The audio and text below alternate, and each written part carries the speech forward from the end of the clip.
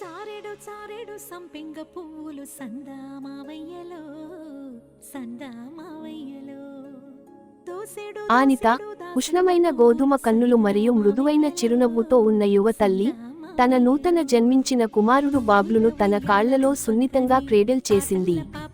ప్రతి చిన్న హికప్ మరియు కొప్పు ఆమె హృదయం ఆనందంతో నింపింది. గ్రామ మహిళలు కానుకలు తీసుకుని తల్లితనం గురించి కథలని పంచుకుంటూ వారి నవ్వులు మరియు జ్ఞానం ఇంటిని నింపేశారు.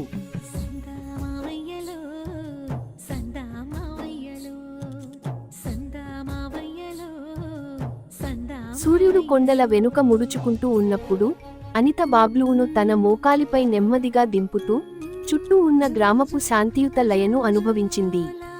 కొన్ని నెలలు గడిచాయి మరియు బాబ్లు నవ్వడం, గర్గిల్ చేయడం మరియు చితకబుద్ధిగా చరించడం ప్రారంభించాడు. ప్రతి చిన్న మైలురాయి అనిత యొక్క హృదయాన్ని అపారమైన ఆనందంతో నింపింది. ప్రతి కొత్త అడుగును నవ్వులు మరియు ప్రేమతో ఉత్సవంగా జరుపుకున్నారు. అనిత బాబ్లువుకు వారి ప్రపంచ సౌందర్యం గురించి నిశ్శబ్దంగా చెప్పింది. అతను పెరుగుతున్నప్పుడు ప్రేమ అతనిని మార్గనిర్దేశం చేస్తుందని తెలుసు.